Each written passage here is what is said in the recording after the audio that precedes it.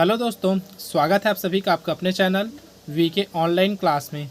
तो दोस्तों आज की इस वीडियो में हम लोग बात कर रहे हैं सी-टेट के प्रैक्टिस सेट नंबर 7 में, जिसका विषय है बाल विकास एवं शिक्षा शास्त्र और जिसका टॉपिक है दोस्तों पियाजे, कोहलबर्ग एवं वाइगोत्स्की, इनके निर्माण एवं आलोचनात्मक दृष्टिकोण। तो तीनों के हम लोग क्या देखेंगे दोस्तों, जो निर्माण एवं आलोचनात्मक दृष्टिकोण है उनके बारे में जो महत्वपूर्ण प्रश्न हैं उनको देखेंगे। तो बिना देरी के वीडियो को स्टार्ट करते हैं और देखते हैं आज के हमारे प्रश्नों को। पहला प्रश्न दिया है दोस्तों, पियाजे मुख्य रूप से किसके अध्यापन के लिए जाने जाते हैं। यूपी टेट 2016 का प्रश्न है दोस्तों। तो जो जीन पियाजे है दोस्तों, इनका पूरा नाम जीन पियाजे है, जो कि संज्ञानात्मक विकास के अध्ययन के लिए जाने जाते हैं। ठीक है, तो इसका आंसर हमारा सी सही हो जाएगा। देखते हैं दोस्तों अगला प्रश्न क्या है। दिया है दोस्तों, पियाजे मुख्यतः खालिस्तान के क्षेत्र में योगदान के लिए जाने जाते हैं। ये भी यूपी टेट 2013 में पूछा गया प्रश्न है। तो जो जीन पियाजे हैं वो क्या है दोस्तों, किस क्षेत्र के में योगदान के लिए जाने जाते हैं, ये पूछा है। ए दिया है भाषा विकास, बी है ज्ञानात्मक विकास, सी है नैतिक विकास और डी है सामाजिक विकास। तो इसका जो आंसर हो जाएगा दोस्तों वो हो जाएगा ज्ञानात्मक विकास के क्षेत्र में। अगला प्रश्न है दोस्तों, तीसरे नंबर का प्रश्न है। दिया है बच्चे के संज्ञानात्मक विकास हेतु उत्तम स्थान है। कौन सा उत्तम स्थान है दोस्तों संज्ञानात्मक विकास हेतु। याद रखिएगा किसके लिए पूछा गया है, संज्ञानात्मक विकास के लिए पूछा गया है। ए दिया है खेल का मैदान, बी है सभागार, सी है घर और डी है विद्यालय एवं कक्षा का वातावरण। तो इसका जो आंसर हो जाएगा दोस्तों वो हो जाएगा ऑप्शन डी, विद्यालय एवं कक्षा का वातावरण। तो ये क्या होता है दोस्तों, बच्चे के संज्ञानात्मक विकास के लिए अत्यंत उपयोगी और क्या है, उत्तम स्थान होता है। अगला प्रश्न है, पियाजे के अनुसार बच्चों का चिंतन वयस्कों से खाली स्थान में भिन्न होता है बजाय खाली स्थान के। मतलब यहाँ पर आपको दो आंसर बताना है दोस्तों। तो इसका जो आंसर हो जाएगा ना वो हो जाएगा ऑप्शन सी, अर्थात प्रकार और मात्रा। तो जो पहला खाली स्थान है दोस्तों उसमें प्रकार आएगा। तो क्या हो जाएगा देखते हैं। पियाजे के अनुसार बच्चों का चिंतन वयस्कों से प्रकार में भिन्न होता है बजाय मात्रा के। ठीक है, तो यह हमारा ऑप्शन सी यहाँ सही हो जाएगा। अगला प्रश्न है, वाइगोत्स्की के अनुसार बच्चे सीखते हैं, क्या सीखते हैं दोस्तों। तो यहाँ पर से ऑप्शन ए दिया है जब पुनर्जन्म प्रदान किया जाता है, बी दिया है परिपक्व होने से, सी दिया है अनुकरण करने से और डी है वयस्कों और समवयस्कों के साथ परस्पर क्रिया से। तो बालक कैसे सीखते हैं दोस्तों, तो इसका जो आंसर हो जाएगा वो हो जाएगा ऑप्शन डी, अर्थात वयस्कों और समवयस्कों के साथ परस्पर क्रिया करके। अगला प्रश्न देखते हैं, छठवें नंबर का प्रश्न है जो कि सी-टेट 2016 में पूछा गया है। सीखना करके बस दिया है दोस्तों, तो आपको बताना है यहाँ से उसका पूरा क्या हो सकता है। तो सीखना में ऑप्शन ए दिया है सीखने वाले के संवेगों से प्रभावित नहीं होता, बी दिया है संवर्गों में क्षीण संबंध रहता है, सी दिया है सीखने के संवेगों से स्वतंत्र है और डी है सीखने वाले के संवेगों से प्रभावित होता है। तो इसका जो आंसर हो जाएगा दोस्तों वो हो जाएगा ऑप्शन डी, अर्थात सीखने वाले के संवेगों से प्रभावित होता है। तो यह हमारा डी ऑप्शन सही हो जाएगा। अगला प्रश्न है दोस्तों, देखते हैं। ये भी सी-टेट 2016 में पूछा गया प्रश्न है। दिया है पियाजे के अनुसार विकास को प्रभावित करने में निम्नलिखित कारकों में से किसकी भूमिका महत्वपूर्ण होती है। तो किसकी भूमिका महत्वपूर्ण होती है दोस्तों, ऑप्शन सी हमारा सही हो जाएगा, अर्थात भौतिक विश्व के साथ अनुभव। ये हमारा आंसर हो जाएगा ऑप्शन सी। अगला प्रश्न है दोस्तों, पूर्व संक्रियात्मक काल में आने वाली संज्ञानात्मक योग्यता है। संज्ञानात्मक है, ठीक है दोस्तों, क्या है तो पूर्व संक्रियात्मक काल में आने वाली संज्ञानात्मक योग्यता है। सी-टेट 2016 का प्रश्न है और इसका जो आंसर है दोस्तों वो हो जाएगा ऑप्शन सी, अर्थात लक्ष्य उद्दिष्ट व्यवहार की योग्यता। ठीक है दोस्तों, क्या है लक्ष्य उद्दिष्ट व्यवहार की योग्यता। अगला प्रश्न देखते हैं दोस्तों, दिए है 90 नंबर का प्रश्न। वाइगोत्स्की के अनुसार सीखने को पृथक नहीं किया जा सकता। ये भी सी-टेट 2016 का प्रश्न है। तो इसका जो आंसर हो जाएगा दोस्तों वो हो जाएगा ऑप्शन ए, अर्थात उसके सामाजिक संदर्भ से। ठीक है, तो क्या है एक बार अच्छे से पढ़ते हैं।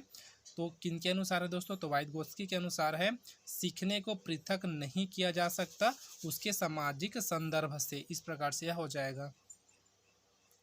अगला है दोस्तों, वाइगोत्स्की ने बाल विकास के बारे में कहा है, क्या कहा है दोस्तों, या फिर कहा है कि, ये पूछा गया है। तो इसका जो आंसर है दोस्तों वो हो जाएगा ऑप्शन बी, यह सामाजिक अंतर क्रियाओं का उत्पादक होता है। ठीक है दोस्तों, क्या है तो सामाजिक अंतरक्रियाओं का उत्पादक होता है, ये बोला गया है। अगला प्रश्न देखते हैं, 11वें नंबर का प्रश्न है, पियाजे के अनुसार संज्ञानात्मक बाल विकास की कितनी अवस्थाएं हैं? ऑप्शन ए दी है 3, ऑप्शन बी 4, ऑप्शन सी 5 और ऑप्शन डी 6। इसका जो आंसर है दोस्तों वो हो जाएगा ऑप्शन बी अर्थात 4 अवस्थाएं हैं। तो जीन पियाजे के द्वारा जो संज्ञानात्मक विकास की अवस्थाएं है उसकी जो संख्या है वो क्या है? 4 अवस्थाएं। अगला प्रश्न है, लॉरेंस कोहलबर्ग विकास के क्षेत्र में शोध के लिए जाने जाते हैं। तो किस क्षेत्र में दोस्तों ये पूछा गया है? ऑप्शन ए दिया है संज्ञानात्मक, बी दिया है शारीरिक, सी है नैतिक और डी है गामक। तो इसका जो आंसर है दोस्तों वो हो जाएगा ऑप्शन सी अर्थात नैतिक विकास।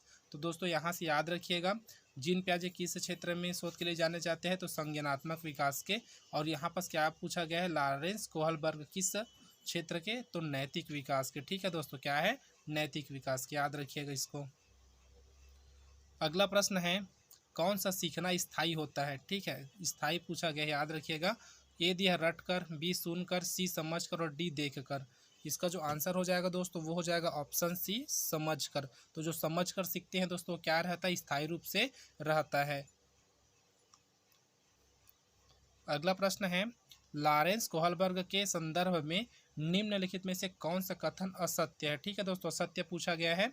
किसके संदर्भ में पूछा गया है? तो लॉरेंस कोहलबर्ग के संदर्भ में। तो इसका जो आंसर देखते हैं दोस्तों डायरेक्ट क्या है? तो डी हमारा यहाँ सही हो जाएगा, अर्थात यह कथन असत्य है, जिसमें दिया है कोहलबर्ग ने पूर्व परंपरागत स्तर को 6 से 11 वर्ष के बीच माना है। यह कथन क्या है दोस्तों? असत्य है। बाकी जो ए, बी और सी दिया है तीनों कथन क्या है? सत्य है। तो तीनों कथन में क्या क्या है दोस्तों देखते हैं, ताकि उनके बारे में कुछ और हमें नॉलेज मिल सके। जिसमें ए दिया है कोहलबर्ग एक अमेरिकी मनोवैज्ञानिक थे। तो इसको याद रखिएगा दोस्तों, मोस्ट इंपॉर्टेंट है, कभी कभी पूछ दिया जाता है कि वो किस देश से है करके। तो किस देश से है दोस्तों? तो अमेरिका से है।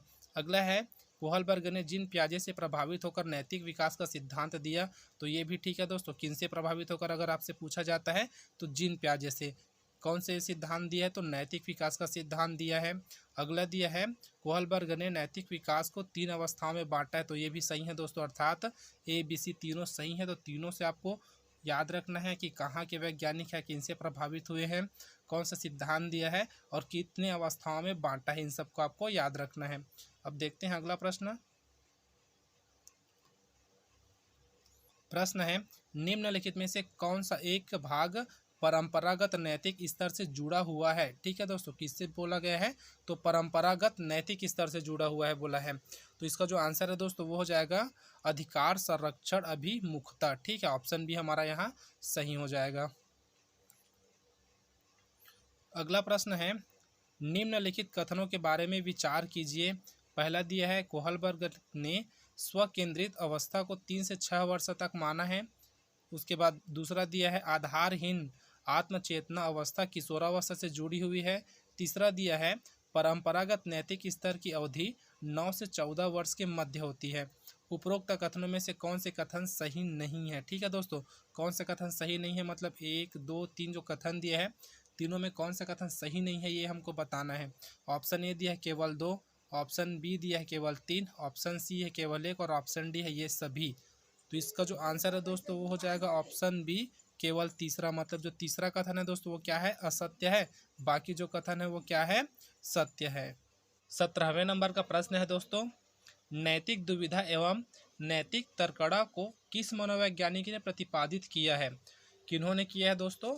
तो इसका जो आंसर हो जाएगा वो हो जाएगा ऑप्शन बी अर्थात लॉरेंस कोहलबर्ग ने। ठीक है दोस्तों, याद रखिएगा।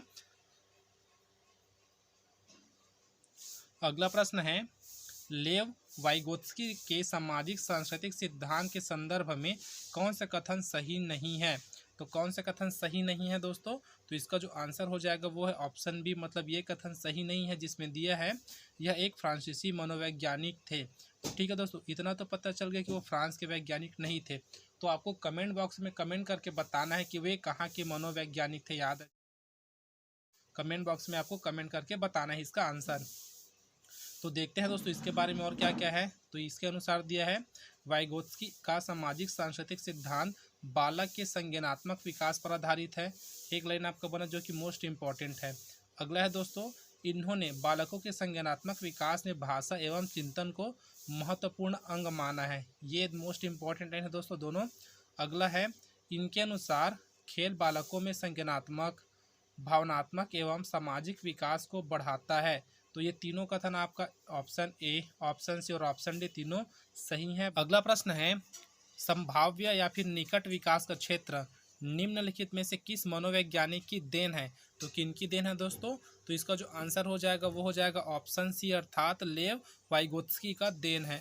अगला प्रश्न देखते हैं, 20वें नंबर का प्रश्न है दोस्तों, जो कि कथन के ऊपर है। दिया है, निम्नलिखित कथनों के बारे में विचार कीजिए। पहला कथन दिया है, बालकों का विकास सामाजिक क्रियाओं के अंतःकरण के आधार पर होता है।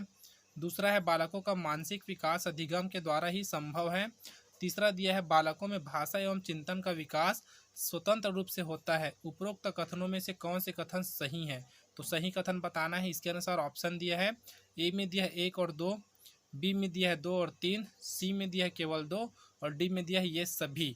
तो इस प्रकार जो इसका आंसर है दोस्तों वो हो जाएगा ये सभी कथन सत्य है, अर्थात पहला, दूसरा, तीसरा तीनों कथन सत्य है। अगला प्रश्न है, वाइगोत्स्की की संस्तुति के अनुसार बच्चों की व्यक्तिगत वाक की संकल्पना, ठीक है दोस्तों, तो क्या है ये बताना है हमको। इसका जो आंसर है दोस्तों वो हो जाएगा ऑप्शन डी, अर्थात स्पष्ट करती है कि बच्चे अपने ही कार्यों के निर्देशन के लिए भाषा का उपयोग करते हैं। अगला प्रश्न देखते हैं दोस्तों, 23वें नंबर का प्रश्न है, जिसमें दिया है, कोहलबर्ग ने प्रस्तुत किए हैं, सीटेट 2016 का प्रश्न है। तो क्या प्रस्तुत किया है दोस्तों, ये पूछा गया है। तो इसका जो आंसर है दोस्तों वो हो जाएगा ऑप्शन डी, अर्थात नैतिक विकास के चरण। अगला प्रश्न है, वाइगोत्स्की के अनुसार संज्ञानात्मक विकास का मूल कारण है कौन सा है दोस्तों? जिसका मूल कारण है बताना है हमको संज्ञानात्मक विकास का, किसके अनुसार है? तो वाइगोत्स्की के अनुसार है। इसका जो आंसर हो जाएगा दोस्तों वो हो जाएगा ऑप्शन बी, अर्थात सामाजिक अन्योन्य क्रिया। अगला प्रश्न है, पियाजे के अनुसार संज्ञानात्मक विकास की द्वितीय अवस्था है, तो कौन सी है दोस्तों द्वितीय अवस्था, ये हमको बताना है। ए दिया है ज्ञानेंद्रिय अवस्था, बी है औपचारिक संक्रियात्मक की अवस्था, सी है पूर्व संक्रिया की अवस्था और डी है मूर्त संक्रिया की अवस्था। तो इस प्रकार जो इसका आंसर हो जाएगा दोस्तों वो हो जाएगा ऑप्शन सी, अर्थात पूर्व संक्रिया की अवस्था। यह क्या है दोस्तों? तो जीन पियाजे के अनुसार संज्ञानात्मक विकास की द्वितीय अवस्था है।